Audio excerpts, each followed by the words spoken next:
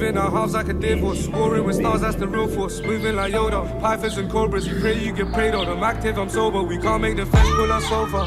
My mom used to play it roll over. That's low for ones that don't know, bro. My brothers are riders with no no. For ones that really rolled over. You ain't in my Range Rover. Get a pack from the edge over. I'm never a witness. I close all my doors to Jehovah's. And I can't just entertain people. I turn a real life to a sequel. Can't fuck with these bitches, they evil. My brothers, they icy like Riku. Got a whole box on the table. These brothers for Ancho won't jump on this intro, huh? Here we fucking go, back to the old drawing board. Probably a lot of you guys are sitting here going, George, you should just give up. Give up, you're too fucking small. Give up, eat some food. But I don't give up. I don't fucking give up. Until, I mean, I might not win a show this year. I probably definitely will not win a show this year. I want to improve upon those weaknesses which I have had this year. Like, for example, the midsection. I want to be able to finish this season and go, right, I know exactly why that is the reason it's shit, or why this isn't working, or why, I don't know. I'm really, like, extreme in that sense, and I'm not going to give up. I know people are sitting here going, just fucking give up, you're too small, you're too this, you're too that. Nope, I'm not giving up. I don't die for 8 months to do 1 or 2 bloody shows. You know what time it is. Got my baggy hoodie on, look like I'm about to rob someone. Time to do some bloody cardio on the Stairmaster. Lovely. Look, I can't show you, but there's a car absolutely crashed just straight into a bush and it's been left there for about a week. Mad, literally mad ting. This geezer don't give a fuck. Outside, pure gym, double yellow lines. He just don't give a flying fuck. Jeez. That is nice though. I like the colour. Cheese. Peng, peng, peng. I do this alone, fucking cypher. I do this alone, fucking cypher. Same shit. Just different day. Yeah. Just different day. Not gonna lie. I do actually enjoy this, believe it or not. Especially first thing in the morning. Just starting off your day right. Like, it just makes me feel good when you, those endorphins, man, they release and you feel good. So I'm happy. I'm in my happy place, which is good. We should all be happy, right? Happy, man.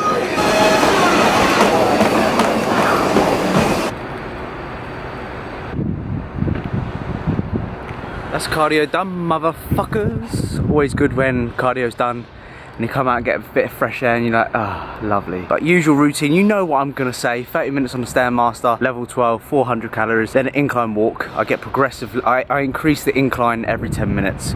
Very straightforward, nothing fucking complicated. 30 minutes of that as well. The total about technically an hour's worth of cardio. I contribute the 30 minutes incline walking towards my step count for the day. And if people ask, do you count your steps whilst doing the Stairmaster? No, I don't, because it's a completely different variable. It's cardio, and it's yeah, I'm just gonna leave it there because I don't know where I'm going with that. And yes, I did set up the camera. I walked back just for like the video purpose and all that type of stuff, just to make it look a little bit better, even though it's still shit. Get me home, get me some fucking food. Quite like post show, like the first like couple of days post show, very food focused. Like you see a lot of people go out binge eating and stuff like that, which is great, each to their own. And when I don't do it, it don't bother me, but you know, I don't know why my cravings are a little bit higher post show, especially on show day. I'm fucking starving on show days. Wow, hunger is crazy. But it is what it is, crack on. We can do that shit when we are done, because we're not done. We're definitely not done. We're so not done. Yeah. Yeah. Fuck off. Whilst I was at the show the other day, I actually purchased a UKDFBA olive t-shirt and an olive jumper. I wasn't quite sure if olive, I think it's olive, isn't it? That's the olive colour. Fuck no, I'm not very good with colours, but I wasn't sure whether I'd suit it or not. Now, since I've been wearing it, I actually quite, I think I suit it. Like, I don't know, let me know in the comments, like, is this a good colour on me? I don't know, fuck knows. I'm wearing a drug-free natural bodybuilding t-shirt, then I'm wearing Trained by JP's jumper, so I've got like a steadhead, and I'm really contradicting myself. Natural bodybuilding, but I'll rep like the most geared person ever in the fitness or bodybuilding industry, which is fantastic. But the other day, guys, on the Sunday post-show, I nearly gave in on my diet. I nearly binged. I'll be honest with you, I've got a lot of things going on in my personal life, which I may dive into, relationship wise and stuff like that, because people do ask me, you still with the missus? I might dive into it, just or highlight upon it in a few videos. But I was feeling sorry for myself, like 4th place. I woke up kind of feeling quite miserable. I was, you know, not in a good place, like mentally and just in my personal life. And I almost was looking to binge eat. And yeah, I have no one really to speak to at the moment. I have no one. I'm in a bubble, in a world where I'm really focused on my bodybuilding, that I've deserted the rest of my life, and I don't have many people to talk to other than you guys, which thank fuck I do YouTube, because I'd probably be dead right now. Not dead, I'm taking it a bit extreme there, but I'd probably be worse off than what I am right now. And yeah, I'm going through a bit of a hard time, so please bear with me. I'm trying to be as positive and upright as I can in these videos, but lately I've been, yeah, I just wanted to say that. And hopefully you guys can understand. I don't want to keep this real, but yeah, lately things have not been going very well in my personal life, and I almost was gonna fucking binge eat to make myself come. I've done it before. I've been guilty of binge eating in the past, especially when dieting, and I haven't done it for 33 weeks or however long I've been dieting now. But the other day, whew, I was close. I was really close, but I kept the nut in the game. Anyway, yeah, I thought I'd just tell you that. But yeah, let me know if olive suits me. Weird. Yeah, yeah, not really sure where I'm going with this. Shut up, George. Now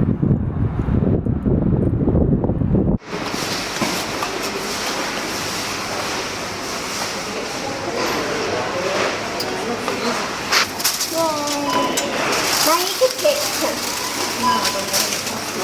That's natural.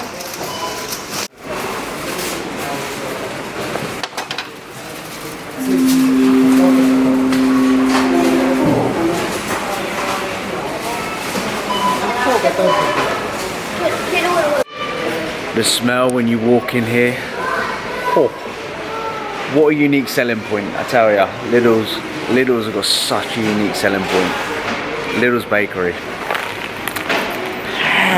So I came into Lidl because apparently they sell some good frozen fruit, but I slightly got distracted with the old bakery. Now if you've been watching the videos for a while, you know that I love Lidl's Bakery. I did a 24-hour food challenge in here on the just eating Lidl's Bakery. Definitely, the smell in here is just unreal, unbloody real.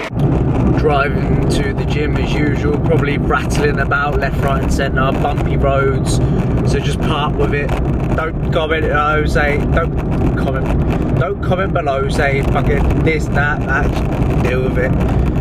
Had a little reflection upon, obviously, Saturday. It is currently Monday right now, so a little bit of time to reflect on where I placed. And like I said, I agree that 4th place was where I deserved to be. Just not big enough, simple as that. Like, yeah, I conditioned, I probably had the best glutes on stage. Well, I always make sure I do have the best fucking glutes on stage, because I work bloody hard for those fuckers. But it's not always going to win you shows. It's not always going to win you shows. And, you know, I haven't even won a show this year with my glutes. So, yeah, I mean, conditioning's only going to take you so far. But when you go up against the big boys, of course, it's going to show. It's like me fighting Anthony Joshua. He'd absolutely knock me out. Anthony Joshua's like 6'5", big and black, and I'm 5'6", small and white. So, no, that doesn't mean absolutely anything. But you kind of get the message that he's fucking going to absolutely kill me. And yeah, when you go up against the big boys, it will show. It definitely will show. So it is what it is. We take it on the chin, move on. We are now 13 days out from the BMBF Midlands lightweights, which I think will be more suited towards me. I know what I need to improve upon, mainly the midsection, of course, the midsection control. One thing I am going to be doing tomorrow is I'm actually going to call the doctors and see if I've actually got any kind of internal problem, like a hernia or something like that, because I do, when I feel my abs, like I'm starting to think about it more. and I'm starting to notice that my bloating I just generally feel bloated. Although I'm not full, I don't feel full, I just feel bloated in the midsection, and you can see it from the side view. I look like Dexter Jackson, like a fucking Ninja Turtle sort of stomach. And I did, like, I'll be honest with you, I felt my midsection, and between my upper abs where my rib cage is, I felt like a bit of a lump there, so I do apologise about the old road bumps. So I'm not sure what's going on there, not sure, but we will find out eventually, and hopefully we can get that sorted. But in the meantime, I can only control what I can, and that's pretty much, yeah, that's pretty much it. 4th place was well deserved for me. Of course, I just need it off season and just get really, really fucking big, or add as much muscle as I possibly can over the next year, 2020, fucking Jesus Christ. Anyway, taking some caffeine tabs because I'm in for a push session, and also taking non-stim again. I didn't have to give you 1 minute, fuck it out. I didn't actually give you a review of this pump product in my last video, completely forgot, standard, but really good, really, really good. Focus is good, pump's good, that kind of energy's good. So this is one of the Alpha Lion non-stim pre-workout. It's fantastic. I definitely recommend it if you get your hands on it from Insight Subs. And the flavour was, I can't remember now. I looked at it earlier and I thought, oh, I better take that in my video. Oh, I keep forgetting that. I'm just like talking like I'm talking to a mate. I'm stuck behind a bloody bus at the moment. It's fucking doing me head in. Fucking move. 8 buses. Big old ugly things, isn't they? Make a noise. You know when you go past the bus and it goes tss, and it really fucking makes you scared? Fucking 8 buses. Jesus. But, yep. Cheers on that. Off to the gym for a push session. Nut is in the fucking game. I want to beat some numbers today. I'm tired of being small. I just wish when I train push, there's one thing I do wish. I know I'm rambling on here, but I just wish I was stronger. That's one thing I miss about being in a surplus. It's just feeling stronger within myself. But other than that, I like being lean. Feel better looking anyway. Hey, that zoom though, check that zoom in though. Anyway, shut up, Georgie, you little fucker. What's good in the motherfucking hood? We are going to talk about building a big dense chest, a big dense triceps, big dense shoulders that made no sense at all. And you're thinking, why the fuck am I going to listen to a little child that weighs 66 kilos who's skinny and natural? Like, why should I listen to George? And don't get me wrong, you don't have to listen to me, but I'm just going to give you some little, I don't know, tips and advice on how to improve your areas. What is going on with this voiceover? So, one compound move I really enjoy for the anterior deltoid is the barbell OHP. I think it's a fantastic movement. Look at this fucking grinder rep I did. Cool. I wasn't giving up there. I was like, right, this is going to make or break you, George. What is going to separate you from others? And that's the reason I like to train to kind of failure and not do this reps in reserve shit. I think there's a time and place to leave some reps in the tank, but when it's there, you fucking take it. So motto of this voiceover to begin with is, if it's there, you fucking take it there, boy. Or girls watching, I don't know. Anyway, I'm chatting a load of waffle here, and it's not really productive at all, this voiceover. So barbell OHP, I really like that movement. I think some people it works well. I think for me, you can get... where am I going with this? What is going on with this voiceover? Okay, so let's move on to the hammer strength chest press. I think this is a really, really good movement. I don't really know what I'm doing with this voiceover. I don't know what to say.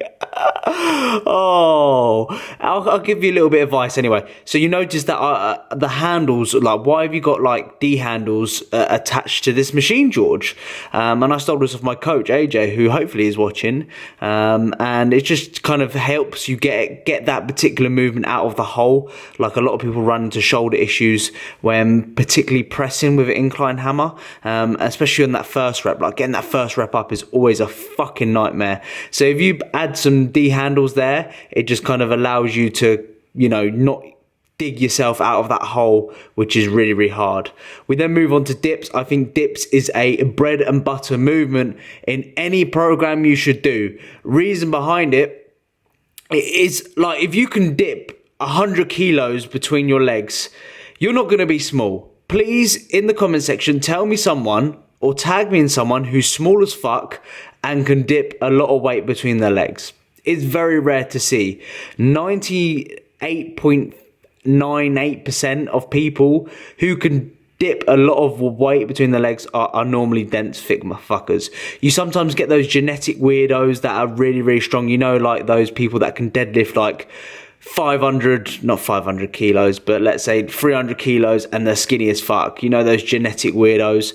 You get some of those. But generally, if you get stronger at like pull-ups, dips, and you're, you know, really, really dipping a lot of weight between your legs, you're going to be dense. We moved on to some fluffy cable stuff like this pec fly here. I like to close my eyes on this particular movement.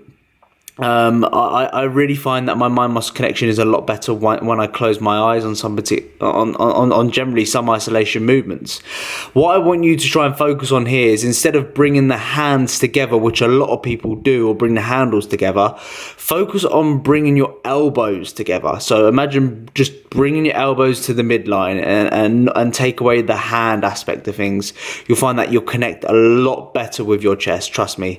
Another really the GOAT movement which I like for my my triceps at the moment is a narrow grip dumbbell press. This is a great rotation for a narrow grip Smith machine press. What you'll find is that if you've never done this before, is that your stability is a little bit awkward to begin with, but you will feel this very, very well. And then I always finish off with like some isolation kind of pumpy stuff. So anywhere from like this was like a 20 to a 25 repper, just getting as much blood flow as we can into the triceps. Did a little bit of posing with my ugly little orange self post-workout. These voiceovers were shit. I'm not doing it again because I just generally can't be bothered. And I'm looking okay. Like my midsection control here is good. Like it looks tight. But I don't know why when I'm on stage it just looks like a fucking blocky kind of GH gut, like a Ninja Turtle. Like my midsection looks good here. So I'm trying to identify exactly what the issues are, and you know, look, that looks good. Please tell me in the comments, does that look good or does that look shit? Or am I just, I don't know. What the fuck is going on? What is this voiceover? Back looks okay, to be fair, as well. I don't know. I'm looking at my mid. Look, that's okay. Look, that's good. I don't know. I don't know what the fuck is going on in my life. I don't know what this voiceover is, but I'll see you in a bit.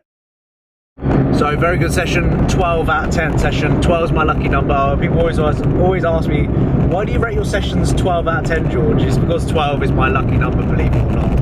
When I first started playing football when I was younger, they gave me the number 12, and I was really upset with number 12 because normally when you was a youngster and you start out with your first kind of team that you played with, it normally goes from number 1 all the way up to number 11. That would be the starting 11. They wouldn't just hand out, for example, number 18 and you'd start.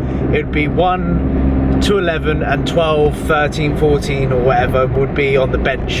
And I was gutted because I got given number 12 and I was thinking I was going to be on the bench, but I ended up being the top scorer in the first season, believe it or not, and got the player of the year. So that's why it's number 12. I'm sure many of you do not give a fuck about that story, but for anyone that does, that's why 12 is my lucky number. Fuck knows why.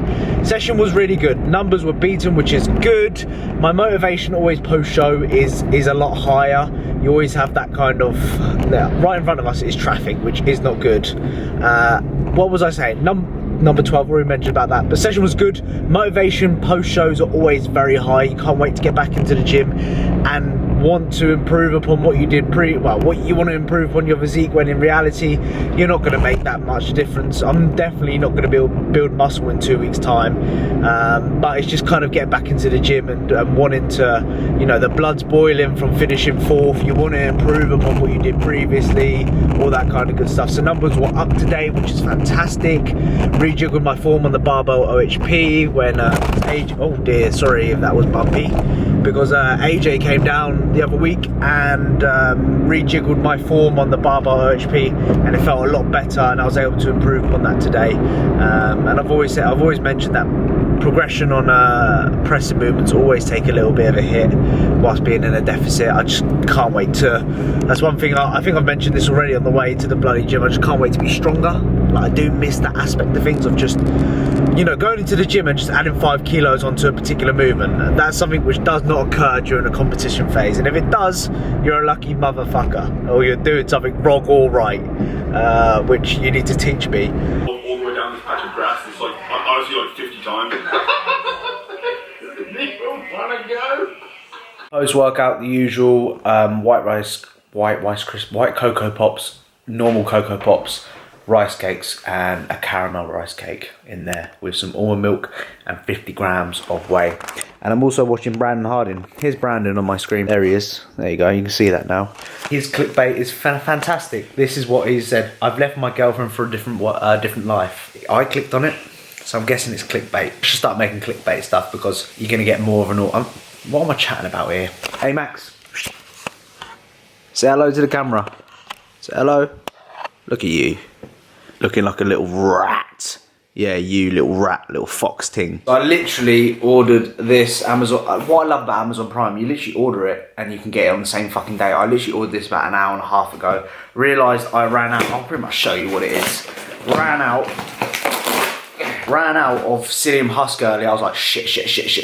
Psyllium Husk. Now, for my dieting friends, if you struggle to go for a poo-poo, you're struck because of course, when you're dieting, you know that toilet trips aren't as frequent as what they usually would be. Like in my off season, I used to go like 2-3 times a day. Then I got into a deficit, deeper into a deficit, and I didn't go for like, let's say, a couple of days. And when you start not going for a couple of days, you start to think, what the fuck's going on? Like, oh my God, am I dying or something? Have I got cancer? What is going on? Implement some Psyllium Husk fiber tablets. These are very, very good. These will help you go to the toilet a lot more frequently. And I'm sorry that you're sitting here eating your food, but it's a very good supplement. It's probably one of the top 5 within my top 5 supplements I would implement if you are struggling with your bowel movements. Psyllium Husk, get a little bit of that in you and you'll find that your shits will just come out beautiful. Beautiful. Anyway, Amazon Prime, absolute game changer, I tell you. And also bubble wrap.